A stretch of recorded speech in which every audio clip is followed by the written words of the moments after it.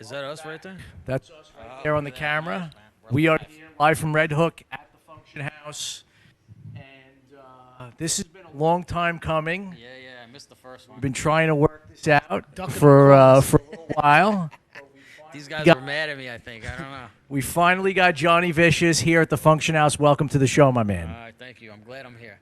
We are glad to have you. I had to make sure this was actually working really well before I came on to your Yeah, show, okay? figured that. We figured, we had to work out all the kinks. Yeah, make sure everything was okay. Get some other DJs to come all on. My managers were telling me, no, don't do it yet. So what was the reason that made you say that? Let me go do the show. Because it's been about 2.5 years. It's been 2.5 years. Well, then Make sure you're talking to the mic. You guys asked me again, so I said it back. No, I'll tell you, it's funny because when we started this thing, obviously we're in the studio here. We just decided one day to start doing live streaming with DJs, and when we started doing live streaming, it was probably about 8 months before Facebook and Instagram and everybody was. That's cool. And so it was kind of new, right? And I think a lot of DJs at the time were sort of like, all right, what is this thing? Is it legit? So we get it. Yeah. We understand. But now we're legit. Yeah. Right? We're legit. You've got a certificate. We got the certificate of authenticity. Nice. But no, we're really excited to have you here today. I'm excited to be here. Clearly, you've been a very instrumental person in New York City nightlife as a DJ and as a producer. Some big club anthems. But I think what we want to know, obviously, first and foremost, is how did you start in this game of DJing? Where did it start? Where were you who born you and raised? Bring us back to the Okay. beginning. The whole. It started way back in New Jersey, in Long Branch, New Jersey. I was born in Long Branch. A Jersey Yes, guy. Born in Jersey. I get him off the show. We've had not a lot that of people far from away. Jersey on the show. So I was born and raised in Jersey. My dad's an accountant. Okay. My mom was a hairdresser. Okay. His father actually ran the whole pier in Long Branch. Okay. He was like the main guy there before, I guess when it was like in the 60s probably. Yep. The early 70s. And right around when they had the Haunted Mansion and stuff like that before it burned down. So he was running. Well, my dad was, he was happy being a kid, Yep. So he used to bring me there all the time. Then getting into school, I went to a private school, Rumps Country Day, and then I went to Shore Regional. I graduated there. And then it was either going to college or music. So I went to music. Music, Yeah. right? I think a lot of people decided that. I made that decision. I mean, I actually went to college. I wasted Did a you? lot of money, and then I So, decided to take it full time. First starting out DJing, I guess I have to contribute that to a friend of mine, Henry Vaccaro, my other friend Dominic, and Kirk Lopez, DJ Kirk Lopez Okay. is from Jersey. Another person that helped me through the He's a DJ's guy, right? Doesn't he do a DJ? Kirk Lopez, yeah, he's down at DJs, yeah. Yep. So So did he you showed me how to mix. Early on, did you hit the Jersey circuit? Oh man, not really. I guess so. But I wouldn't say Jersey circuit. It was more like I would play here and there. Like I played this place, Trade Winds. It was like a rock club, and I play in between the bands, right? I played my first gig I was playing like some hole in the wall for like $25 a night. You know what I mean? Like just to play. playing records. Yeah. Yeah, I didn't care. I would bring like two crates of records and just play for the bartenders pretty much because there was nobody there on like Tuesday nights, So after that, I would just come up to New York pretty much like every week because I really wanted to get into the scene in New York. I wanted to get into Palladium. So I would go every week to Palladium and just give them tapes and give them tapes. What year was this? Oh, man, that had to be like 88, 89. Okay. Probably back then. We got a couple people back here from Palladium. We got Glenn and Charlie Casanova back Yep. there. Glenn Yeah, Fisher. two Palladium legends. Yeah, big time. Right. And there was a director of the Palladium, Cornelis Crane. He actually gave me my first gig there. I played in the Michael Todd room, which was in the back. How Yep. amped were you when you got that call? Oh, man. It was like, he's like, come up. We're going to need you tomorrow night.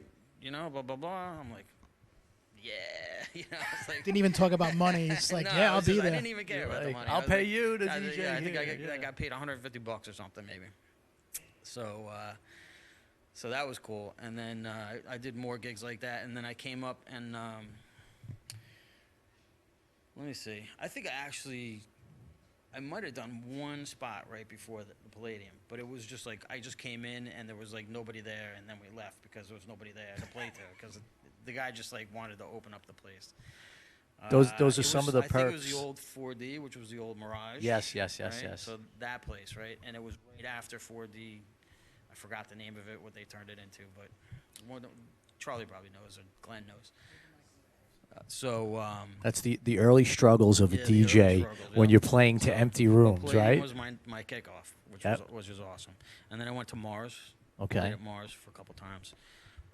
And then after that, I got into Cornelis, moved over to the Roxy. Okay.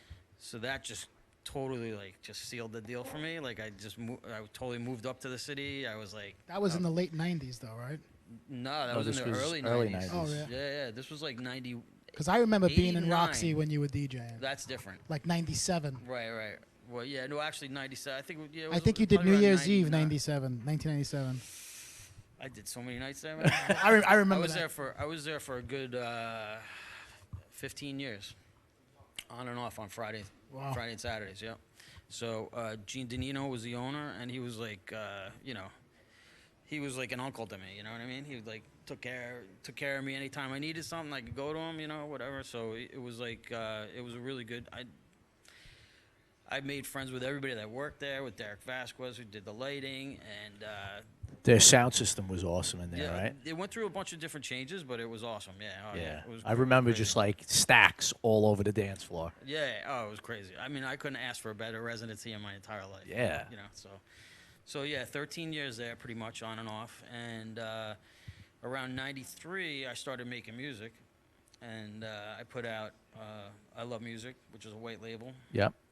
And then I went into Frozen and Liquid Bass, which were my 2 EPs. And was that on your own label? Didn't you have your own label? Vicious Music. Vicious Music with a Z, right? MUZIK. Yep, I remember. I actually remember what those records look like. Those were some of the first records that I bought Oh, really as cool. a DJ. Yeah. Yeah, that I like remember Harley Davidson looking Yes, logo. yes. And with I the think little one guy record with was the like hair. green, one Yep. was like blue or like a light blue. Yep, 100%. Yeah, like a teal. And, I remember those. Yep.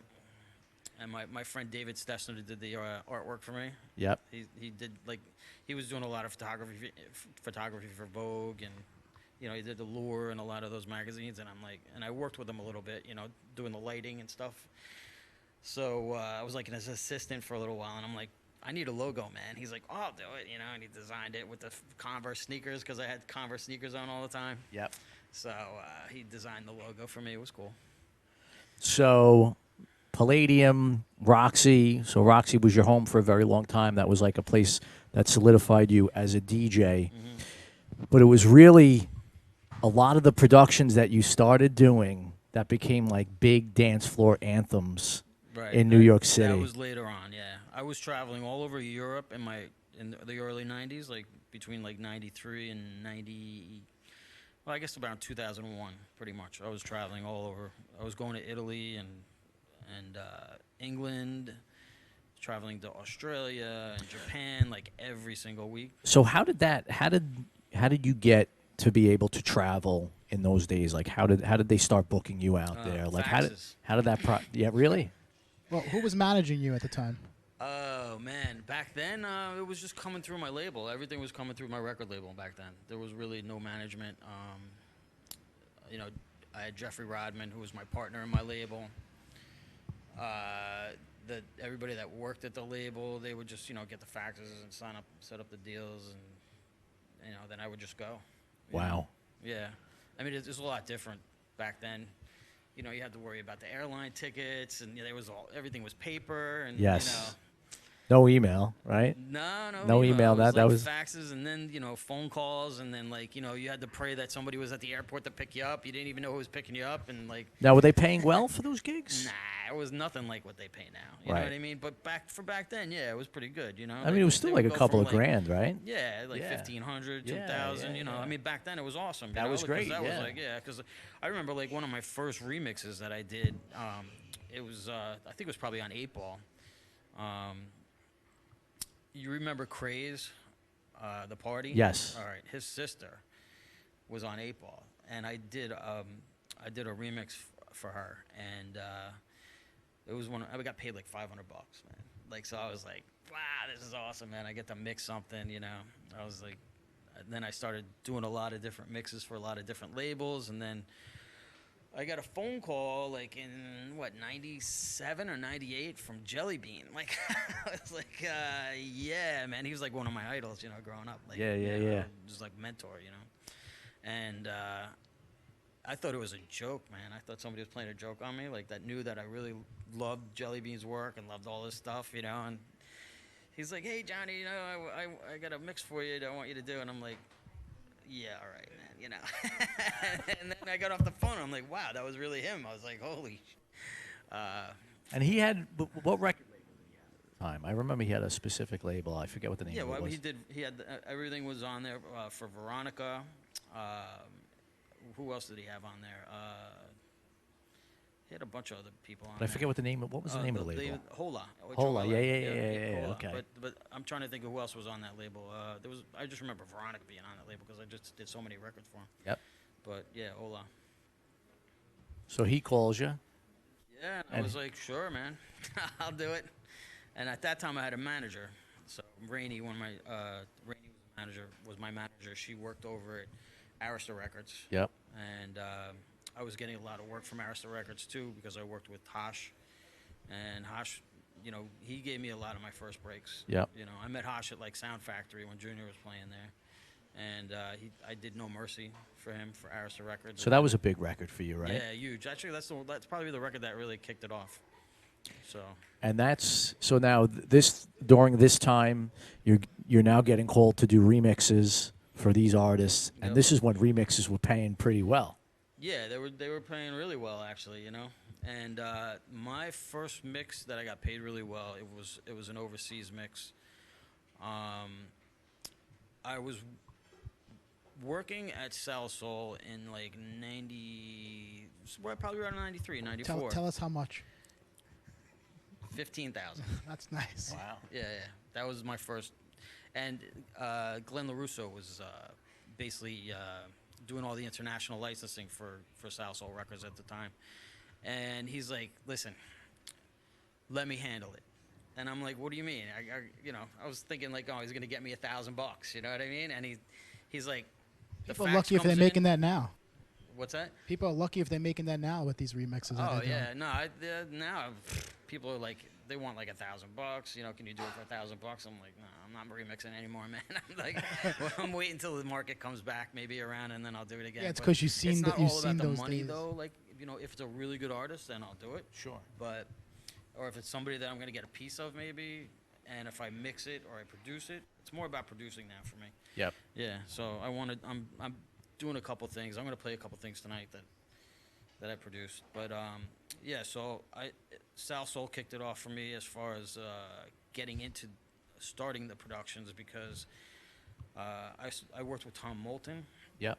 You guys know who Tom Moulton Yeah. is? Yeah. Okay. So he you was got like to work with him, huh? Oh man, I'm still working with him. He was like the master of the like the long 12-inch edits, right? records, Yeah, the 12-inch record. Yep. And I didn't know who he was at the time when I first met him. I wasn't the type of DJ that was like looking at credits and like Yeah. looking at names. I and, was like, the same way. Yeah, I would just like I knew what the label looked like. I'd pull it out of my bag and play it because it was like my favorite record at the time, or it was like a really good classic. So Yep. then when I met Tom, I got to like meet him. I'd say pretty organically. You know what I mean? Like it was very natural. Like we became friends. Like and that was probably a good reason why we became friends is because I didn't really know who he was. You know what I mean? And we just had like a natural friendship. And then Glenn, who ran the label, he was a really good guy to me too. You know, so they like both took me under their wings. Wow, to be And I taken had- under the wing of like a guy like Tom Moulton, Yeah, that's exactly. unbelievable. He mastered all my stuff. If you look at all my records, you could see all the stuff that he mastered for me. He's on every one of my records pretty much. And I became friends with Jack Carey, who owned Sal Soul. He was Joe Carey's son, and Jack gave me access to like the whole Sal Soul catalog back then. So Wow. we put stuff out on my label, sampled it, paid them, you know, a portion of it, what we agreed, but I had full access to everything that was on. Like I was in the back room looking through tapes like all the time. Wow. I was like, you know, it was crazy. So I would just take. They gave me a job to do. Take these tapes and pull whatever you can pull off these tapes. So I was like sampling left and right, man. All like these like percussions. You must have been like a kid yeah. in a candy store. Oh my god, I didn't realize what I had either at the time. You know what I mean? It Yep. was just such an amazing catalog that they had, and I had access to each and every track from each and every song. So with all these records you put out, what was that one that made an impact on your career?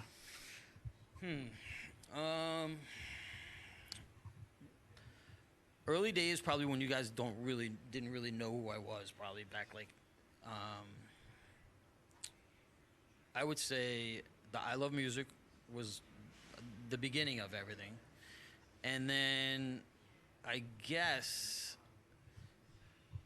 Release Me was probably Release Me and Someone to Hold were probably the two biggest vocals that I had, and then like Rain. Release Me still goes off. Yes. Yeah. Someone love to that hold record. is Yeah, huge too. Someone to Hold. This totally two different vibes. You know what I mean? One's like a really like I feel like it's a really cool vibe, and it's like it's just consistent through the whole thing. Yep. And then Release Me has its peaks. Yes. You know what I mean? Yeah. I mean, Someone to Hold has its peaks too, but they're totally two different records. Well, I think what's unique about you with your remixes and stuff is like I remember you like your first records that we spoke about in the beginning of the interview, and then when you started coming out with these big anthems, I was like, I know this guy's. You know, I have his early stuff. I'm like, wow, this guy's really crushing it No, right it was now. like totally two different sounds. Man. Yes, it was like Yeah. it was different. Wow, Like that's not the same guy. Why did you switch it up? It was different though, because I always felt like you were more of an underground guy in the beginning. Yeah. And then, like, you know, you just came out and like was Yeah, but I was crushing still these trying records. to keep it underground, Yep. but it didn't really work. Well, it crossed over. It did. That's it what crossed happened. over, It crossed you know what I mean? over. But I did my dubs, like so, like with the React dub, and then like Let's Go All the Way was big. right, and then I guess Ecstasy was another one. Like my personal own production, Ecstasy was probably the biggest one that I had. Yep. You know. Dun, dun, dun, dun, dun, Yeah. dun, dun, dun, dun, dun. So all those records came out, and I did them at the exact same time. So I did them. If you listen to the beats, you can tell that beat was used through the whole, like 4 or 5 records. I didn't stop. Well, you had a formula. Right. So That worked. I did this. Oh man, which record did I do first? I did Lulu's record, Goosebumps. Yep. That was when I went out to Portugal, and I met Rob from Twisted out there, and he was playing her a cappella over this record, and I'm like, what is that? You know, he's like, oh, this is the new record, you know, Danny did with Lula, and you know, and I'm like, oh man, I want the a cappella. I was like dying, you know, and when I came back to New York, I did the record, and then that whole sound just stemmed from that one record. The beats, the drum, like the kick from that record, just Yep. it took off, and I did React, and I did Ecstasy from that record. Actually, I don't know if React was one of them that I did, but anyway, it was in the whole. It was a big blur at that point, but it was all good. And how long was it taking you to actually pump these records out? React and Ecstasy was fast, man. Those two were like probably the 2 fastest records that I put out. I had just a full-on vocal session with Lula one day. Like I still have vocals that I can use on new records. Like we did we did Native Love. By Divine? Yeah, She did Native. I still have that. I'm ready to go. Like I'm ready to just go ahead and hit it. You know, I must have like maybe 5 or 6 records off of that from her. Really? Yeah, yeah. Still, there's still stuff in there like I can use. We did Uranus from that. That was a funny one. I love that record. But she was in the closet of my bedroom. Really, with singing? a microphone. You know, she was talking. Really, she doesn't really sing, but Yep. she's the best though, man. She's awesome. How do you feel about doing classic parties? I hate doing classics parties. I'll never do a classics party again. That's it.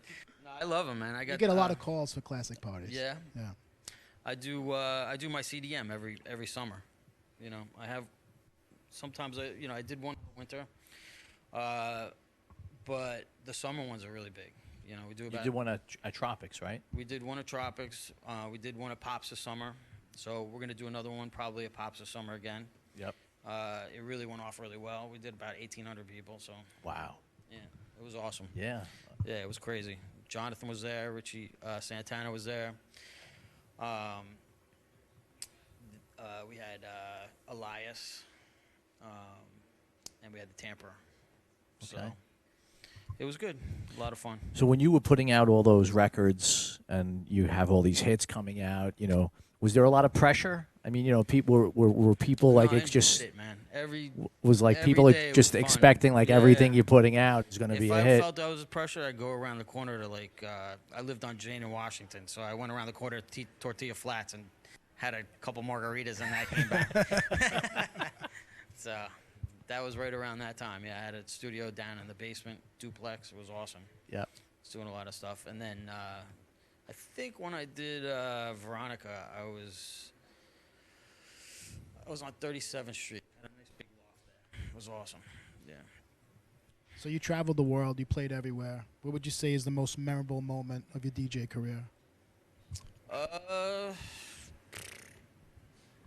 If it was a club, that one room, maybe that one The coolest party. place I think I was in was Estonia, and it was an old oil refinery. At least I think they told me it was. I Sounds couldn't cool. really make out what they were saying, but there was like pipes running all over the floor. It was totally illegal. You know what I mean? There was like 5,000 or 6,000 people in there, and they were just going crazy. The DJ set up and speakers all over the place. The second one is probably in Colombia. I played at a bullfighting ring. Oh wow. Yeah, that was pretty crazy. And there was probably about 5,000 people there too. It was crazy. I was there with Kyoki actually. Oh, we had Kyoki. Yeah. Yeah. So we have the feed's actually blowing up, man. Is it? Yeah, the feed Any is busy questions? right now.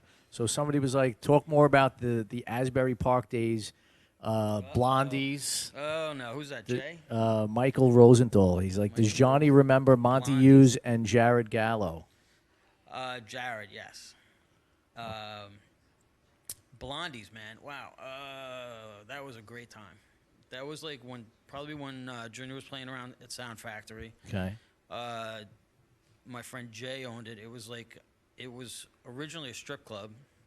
So there was like walking in a place like this was just a bar across the wall, and then there was like the girls would be dancing back there, but there was no on Saturday night. I don't know what like he had a strip club going, and then all of a sudden it turned to a regular club. Okay. On Saturday night. So,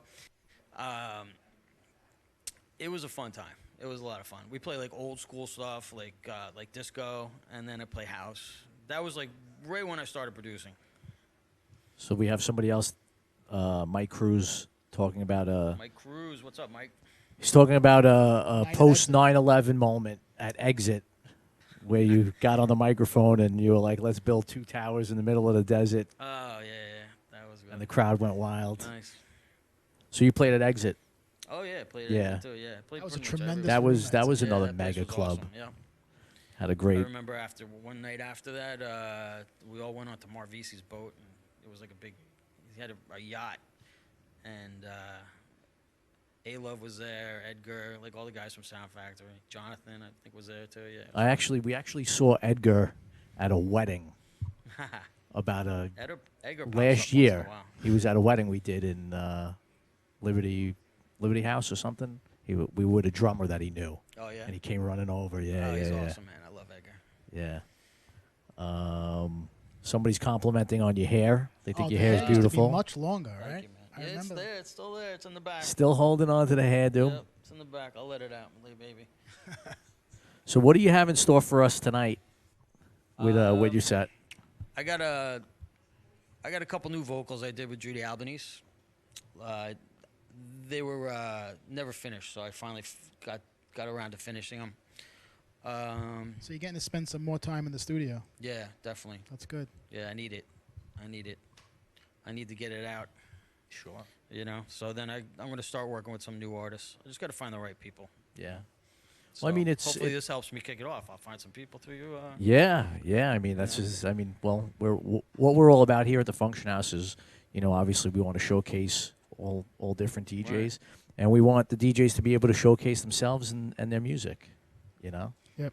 100%, man. You Well, guys are doing a good thing. Thanks for coming, man. Yeah. We're Yeah. looking forward to the set. Yep. We're going to take a Gotcha. 2-minute break. We're going to Nice. get Johnny Vicious up on the set. Peace. Peace.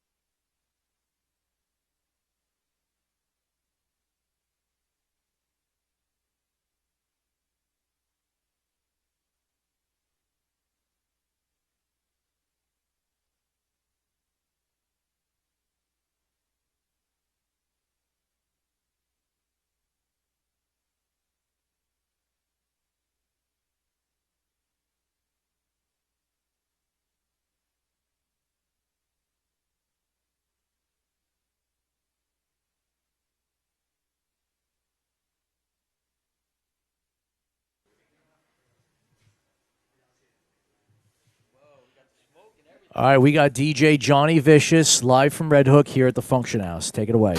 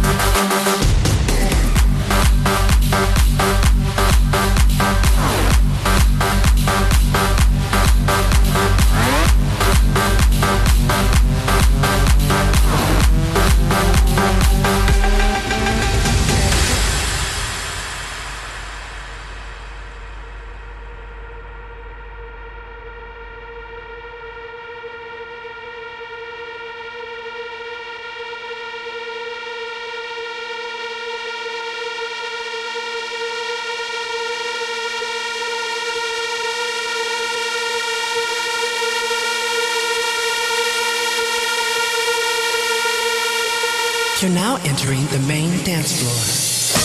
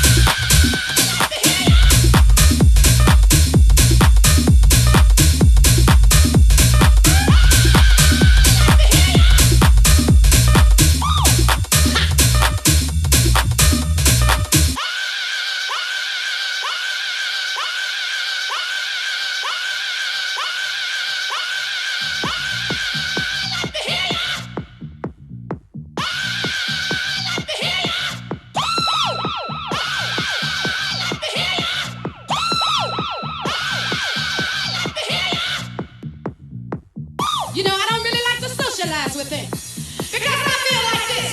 You see, I know I got my man. You see, girls, let me ask you something. Have you ever had any so-called best girlfriends? You know them can laugh in your face and try to take your man behind your back. You know what I'm talking about. I don't play around with girls like that.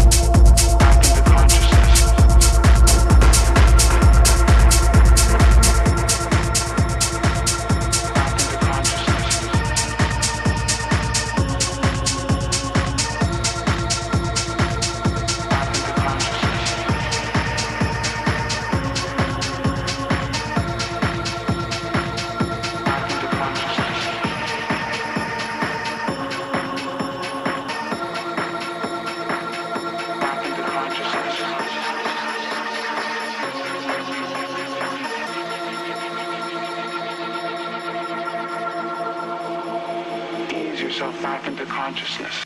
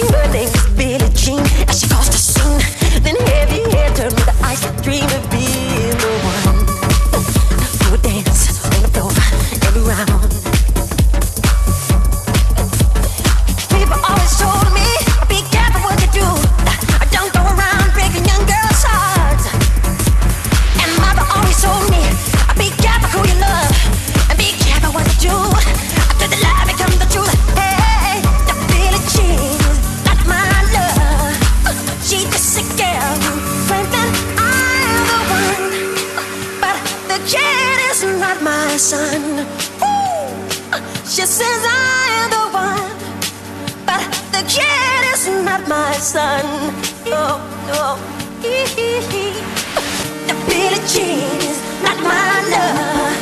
She's the sick girl who claims that I am the one, but the kid is not my son. The Billie Jean is not my love. She's the sick girl who claims that I am the one, but the kid is not my son.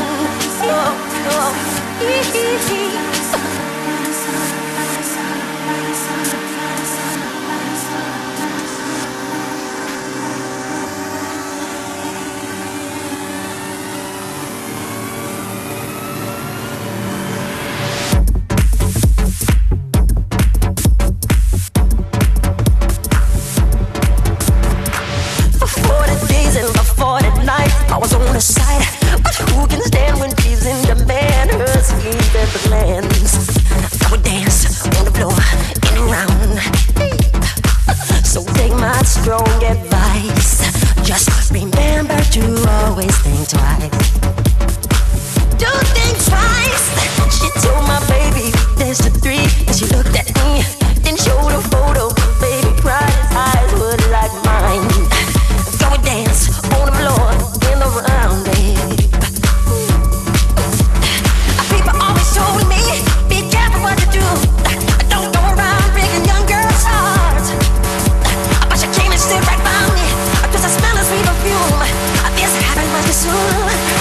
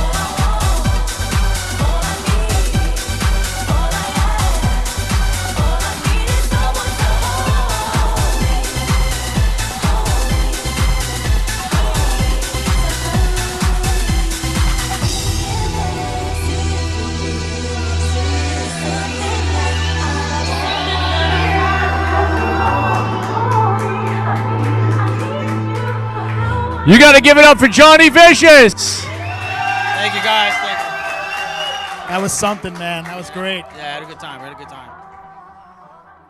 Thanks for coming down. Yeah, bro. You played Anytime. some Yo, you classics. Yeah. You played a really good set, man. Yeah, I started off with a couple things I did. You took the bass out, man. I had to. The whole building was vibrating. You know I love my bass. But these speakers throw off pretty good bass. Nothing for a 12-inch. No, it was good. It was good. So yeah, the first one was "Ain't No Mountain High Enough" that I remixed. Yep. Then I went to a Judy Albanese record that I did, some Lovin', and then I played a couple other tracks, and then I played "Changin'" from Judy Albanese. Yep. That I did with her. That has like Dr. Love samples. Yeah. That was a great track. And then some remixes, like George Acosta remixed the React record. Yeah. Yep. So that was good. That was a big one for me. And what do you have coming out? You have some stuff coming out? Yeah, well, I'm shopping around the Judy Albanese records. Yep. So we'll see what happens with that. I'm gonna send them overseas and see if they. Where are you trying to place those? Don't know yet. It's got the Dr. Love sample, so I think BMG is gonna Okay. have to do something, or they're gonna have to clear the sample or something. I don't know what's gonna happen. Yep. And then you pushed the envelope a little with Michael Jackson. Oh, Michael. Yeah. Did no, you do that remix? Yeah. How was your remix? I just wrote it over a different track, so but Michael it Jackson's worked. very controversial. That was a pretty right good now. remix. Billie Jean, right? Yeah. Yeah, that was good. Yeah. It always hit hard. You had like half the feed drop off after you played that. No, I'm only kidding. That's all right. I'm just kidding. You still gotta love his music, right? I don't care. He had great music. He so- did. He Well, you did. made that remix a long time ago, right? I just did it. Yeah. I did it 2009, Okay. somewhere around there. Yeah. Right, a residency on Wednesday nights at in Rhode Island, and I did it for that. I did it especially like for that because Yeah. that sound was hitting hard right back then. Yeah. Well, you did it, man. Yeah, good. I had a good time. Yeah, this was You great. rocked it. Thanks for coming down, man. Really appreciate No it. problem, anytime. Well, we finally got Johnny Vicious down to the Function House. He played a great set for us. Loved it. Thank you. Thank you for everybody tuning in. We had a really great feed tonight. So Yeah, many thanks for people the tuned in. support. So many people were rocking with you at home. They had their stereo systems blasting at home. And a big shout out to the crowd who came Yeah, down thanks, guys. that showed them some support tonight. The Function House. Thanks, Johnny Vicious, and we thank you for tuning in. And we will see you later. Peace out.